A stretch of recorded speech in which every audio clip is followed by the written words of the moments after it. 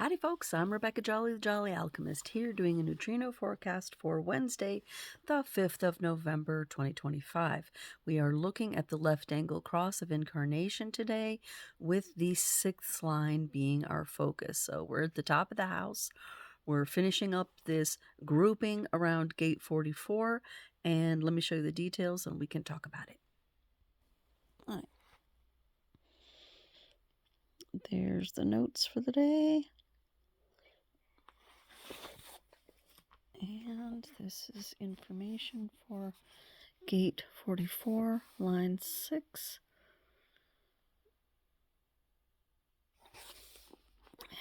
And then 24, line 6.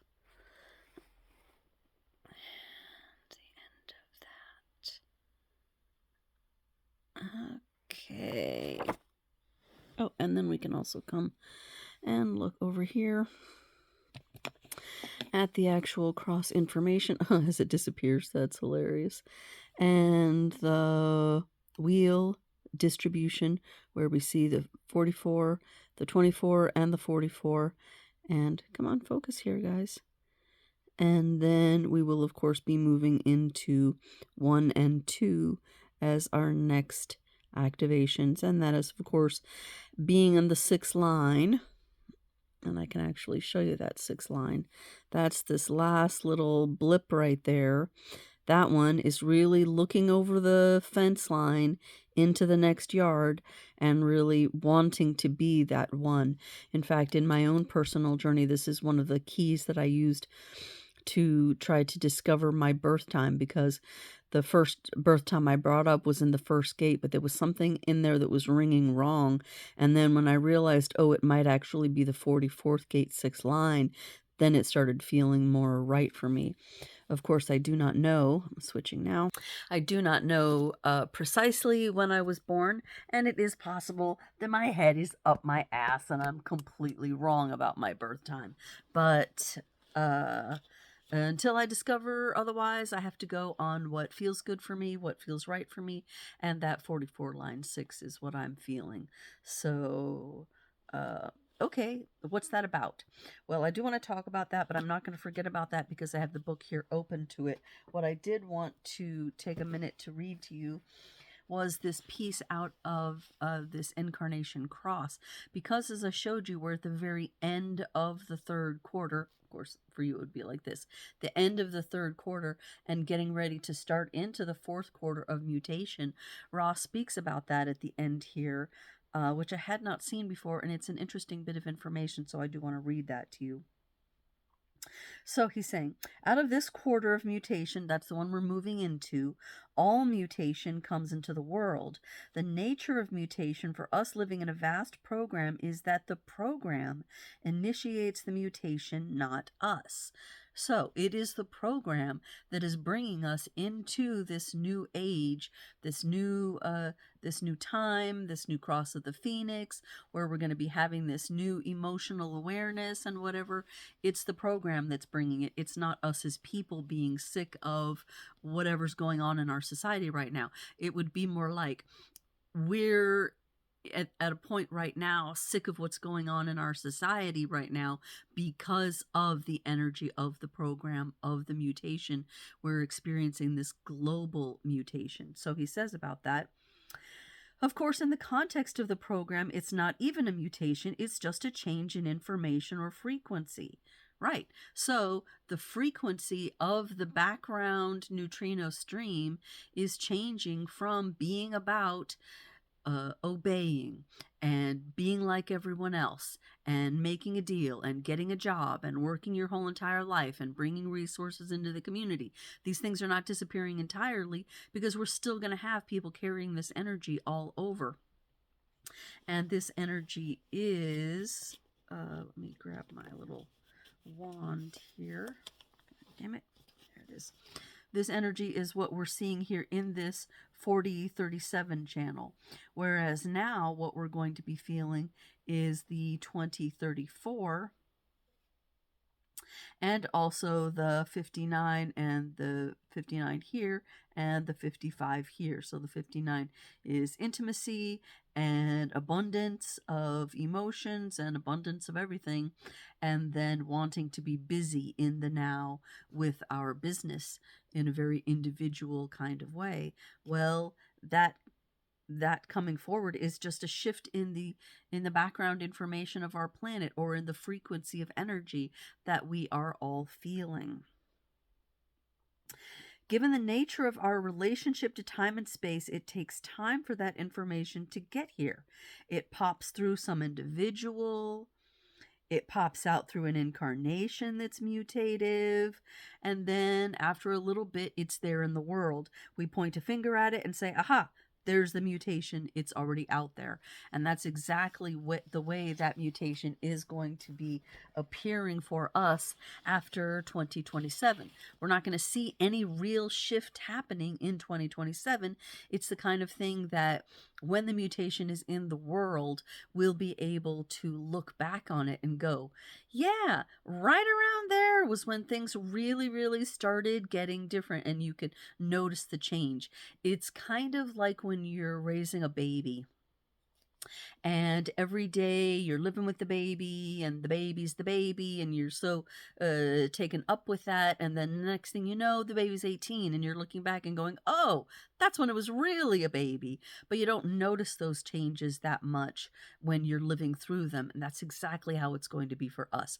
We're going to be moving, we're already moving into a new time where people are saying, yeah, the deal, this bargain that people used to make in the past, definitely not working for me. I'm definitely not spending 40 years screwing bolts into the side of a car. That's not fulfilling enough for me. I need something that means more and has more intrinsic value to my soul than that, which is a 6-line process.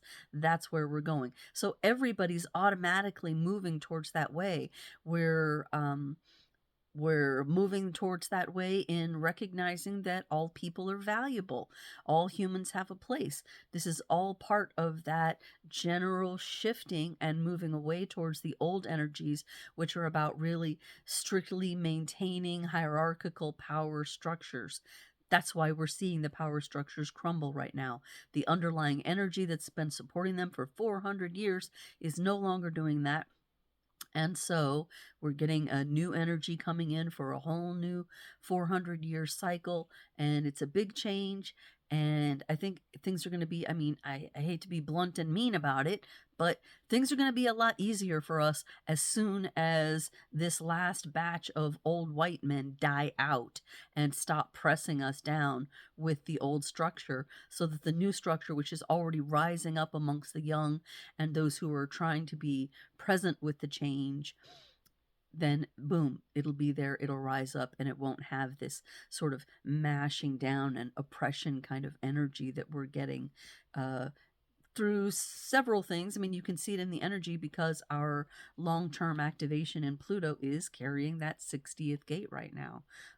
That will be where some of that oppression from tradition comes. The traditionalists are clinging so tight, in fact, even tighter, hoping that if they cling tighter, the traditions will come back. But yeah, they're not coming back. They're deluded. Oh well, sorry. They're gonna have to come to that one way or another, grow up or fucking die. So, but that reminds me, I did want to speak a little bit about a shift, because this is an exciting shift and it's in the nodes. So it happened at the very, very end of, it happened yesterday, but it was one of those things I forgot to talk about. So I do want to go back and read those activations that we're moving into now. Now, when we're looking at the nodes, we're talking about it's not an actual planet, it's a position. As the moon is going up and down in the sky, it's just because of math and the nature of wave mechanics, it's going to spend more time at the upper and the lower ends of that wave than it does climbing through the middle. And so those positions of the moon being at the top and the bottom of its wave tend to influence us, and that's what the nodes are about. In fact, as Ra aged and became more accomplished with what he was doing, he leaned more and more into this, into giving readings that were based on the top four, and that's our our cross definitions, our 4 cross gates, the top 2 conscious and top 2 unconscious, and then the nodes of the moon and the moon. And then really kind of left all the other ones being like, yeah, it's spices, it's flavorings in the soup, but it's not the ingredients of the soup. The meat and potatoes of who we are is actually really just in these top lines. And, it depends on how you want to look at it. The top 4 being 70% of who we are, and then, dribbling down after that. So anyway, the nodes. And I like to think of it as it's kind of like, I believe the nodes we called in our analogy the glass that we're looking through. So in the analogy of sitting in the back seat of the car, we are the passengers in our lives, not the drivers. And as we're sitting there being good passengers and watching life unfold in front of us, we're looking through tinted windows, and the color of the tint is the nodal activations. So those are moving to 63 and 64 line 6. So these are going to be really influencing us, and what they have been before is 22 and 47, and those are about moods, and of course this was all for a long time about style, and then 47 trying to make sense of confusion.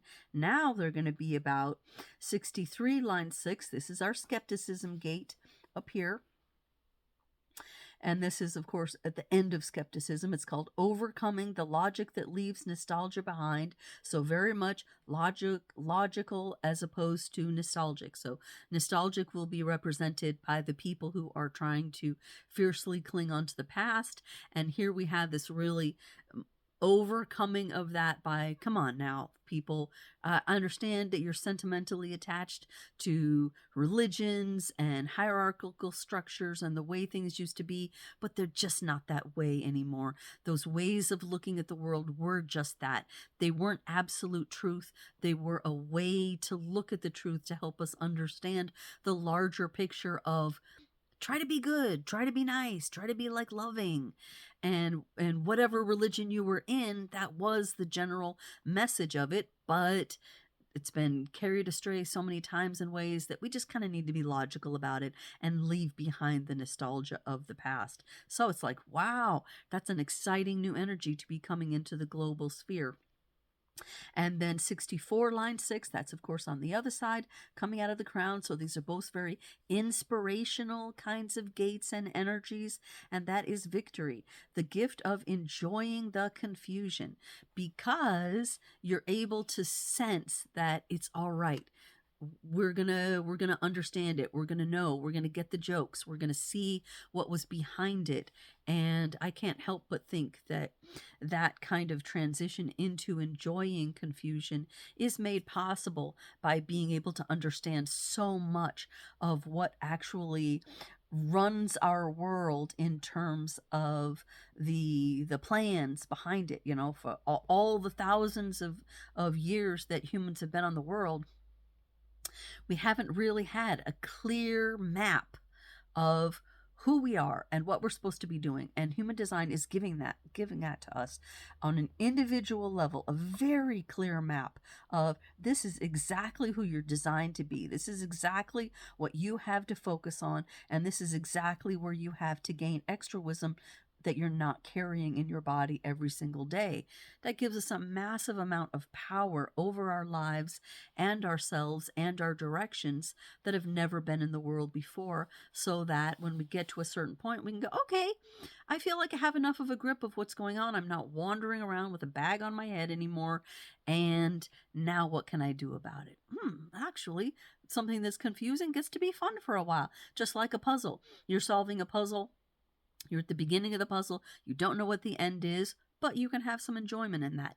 That's the feeling that we're moving into with our nodal configurations. So that is very exciting. That is, of course, in retrograde, so it will be popping back into 22 and 47 at some point. But for now, we're still having this really, really slow moving through those nodal configurations because they're being so much retrograde there.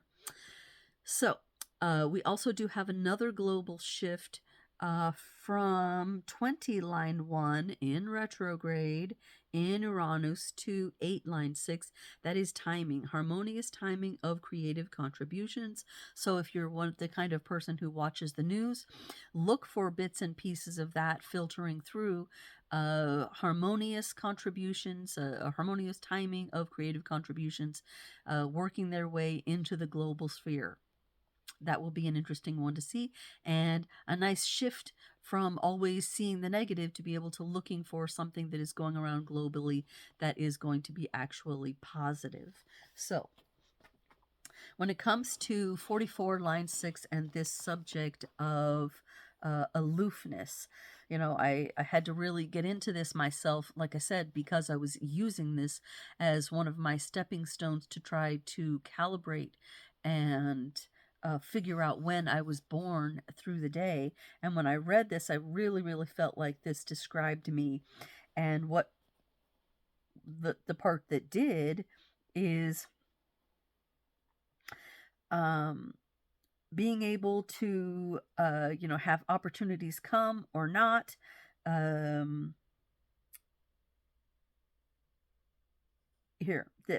The awareness of patterns, which ensures one's instinctive well-being.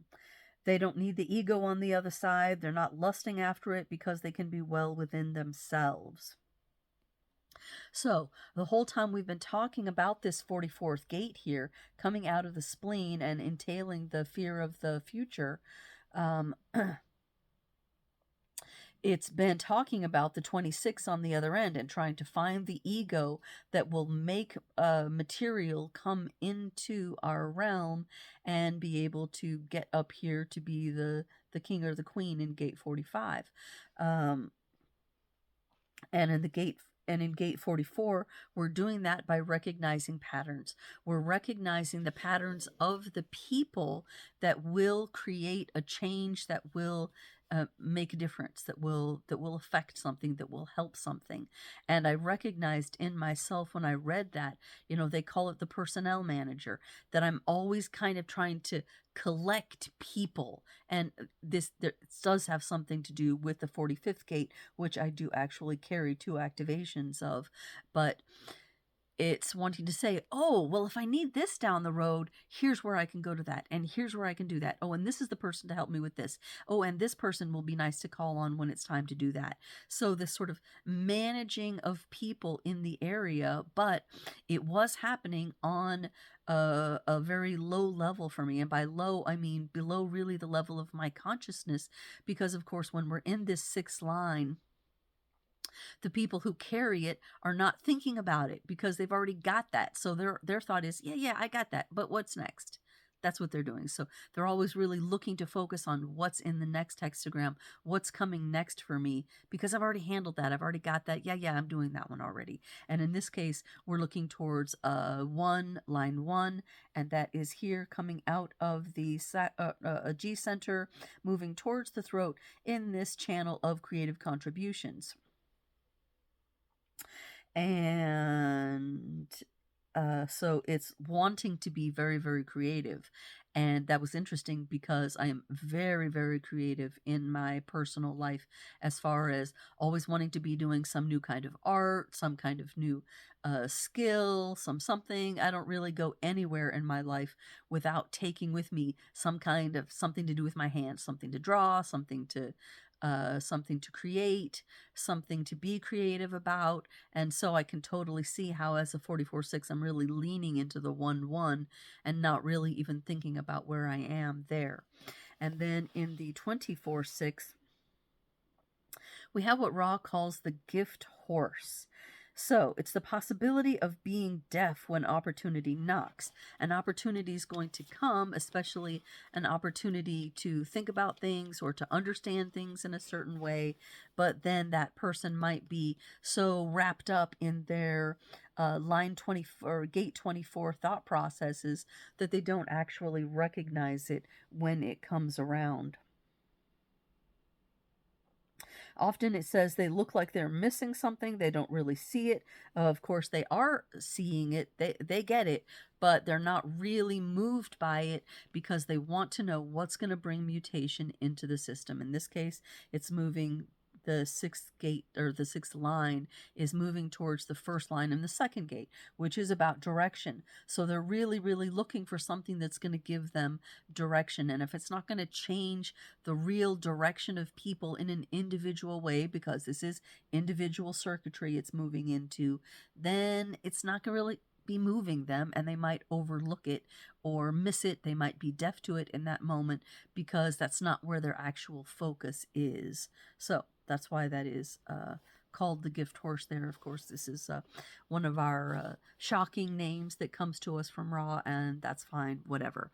All right, so I do have a little bit of time, and what I want to do with this time is examine somebody who carries this sixth line theme of the Cross of Incarnation. I thought maybe looking into some actual people that carry these energies would give us some more insight about what's going on and make these transits a little more interesting for me to do. So I did choose Matthew McConaughey, and the reason that I did that is because he not only carries the sixth line here, but he has a birth time that somebody figured out more exactly. So instead of having to look at the whole entire day, if we look at him, he's not only pretty well known in terms of what he does in the outside world, but we can narrow in on this is exactly what the chart is, rather than saying, oh, this might be what the chart is, which is always a little bit more difficult. So I'm going to turn the camera, and then we can have a little look at Matthew here for a minute. All right, here we have his chart. So we can see right off that he is a generator or a builder, and we can see that also by the orange color that 64 gives us to make that more interesting. And we see he has a 6-2 profile, which means he is carrying that sixth line there. We see the sixth line here, and of course the unconscious 2 we see coming in on his unconscious activations here. So we have a 4424 line 6 and a 713 line 2 for the 70% of his neutrino activation. So that means that this desire to be aloof over the people management process and instead really lean on the first gate and the first line is going to be something that's very active in him. And I think we can definitely see that, because as an actor, he's always wanting to be creative. He's wanting to push those creative limits, extend himself into something that's very new in terms of role or new in terms of projects. And the example that really comes to mind for me is when we saw him doing that that movie where he had to lose all that weight because he was pretending like he was having AIDS and doing drugs and whatever, being really unhealthy. So he went to a physical extreme to explore that creative outlet. He is, again, also a split definition, and this is, a quick, easy way to see that sort of thing. But we can also see it just by looking at the chart and seeing that he has an area of energetic connection here with this conscious gate of a seeker of sense, connecting up his mind and letting his mind run, but he has 0 activations here. So his ability to speak about the things that he's thinking about is going to be dependent on the people that he's surrounding himself with. Then down here, we see he has the 4629 as an unconscious activation. That is the channel of discovery. So committing to something and sticking with it and making sure that you're in the right place at the right time to be discovered. I think we can definitely say that Matthew has been discovered in his life. And he has been able to discover other things as a result of that discovery. And we also see an unconscious channel here. So these are activations that he's not going to be as conscious of having, but he's getting old enough as a person now. He's probably just learning these by being alive. The 952 is the channel of really being able to sit down and concentrate and focus on something. So this is logical circuitry, which switches over here to the 515 and is all about looking to find patterns for the future. Whereas the 4629 is our abstract collective circuitry, and it's more about having an experience and seeing what it's like, submitting yourself to that experience, and then being able to talk about it afterwards so that everyone can share in that information. So looking at his channels, he's got an abstract channel here and also an abstract channel here, and then of course the 952 will be his logical channel. So he will probably have a tendency to live more in this channel than he does, say, in this one, because our society so much supports logical activations in our bodies. Oh, how interesting. So, Matthew is carrying on both sides of his nodes the 2247 energy that our global energy has been carrying in the nodes again. So it's coming around to a nodal revisiting of that energy. So that's a very interesting thing to see for him in his design. What else can we look at here? Well, what I'd actually kind of like to do, he's a generator, all right, but this is a nice little trick I like to do sometimes, and that is come over here and press the wheel. Come on, you can do it. There we go.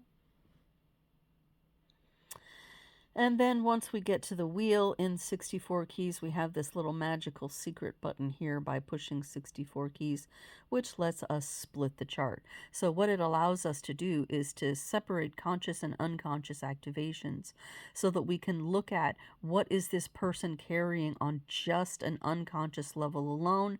And we see that unconsciously, he is, of course, a generator with a G center activation, so he will know who he is, but he won't really be aware of knowing who he is, and he will be constantly carrying this root energy pulsing up through that logical channeled connection there, this what they call format energy.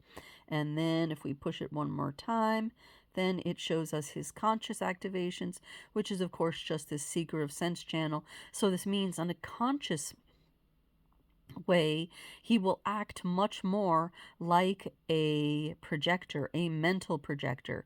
And this will mean that as far as making decisions in his life, he will be the kind of person who really needs to talk to other people and get their feedback and hear his own voice coming back at him from other people. So what they say to him is not going to be nearly as important as the sound of his own voice speaking out his options and thinking about things and figuring them out for himself in his head. So that's what's going on there.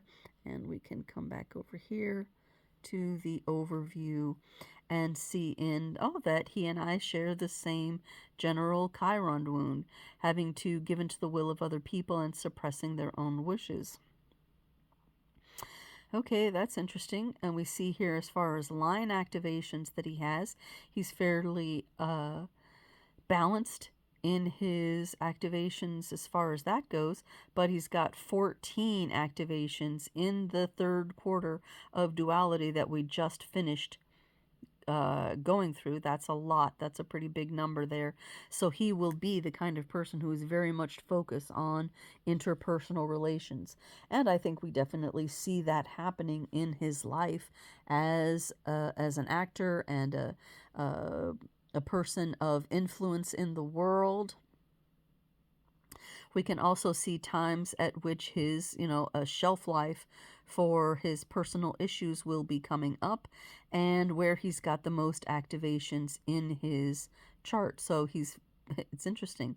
He's got 3 numbers that have very few activations, and then 3 numbers that are much more. So he's going to be in 6 places living out that 6-line theme, and 7 4th-line themes. So very much interpersonal, wanting to be of influence to other people, and then of course being naturally gifted in quite a few areas as well.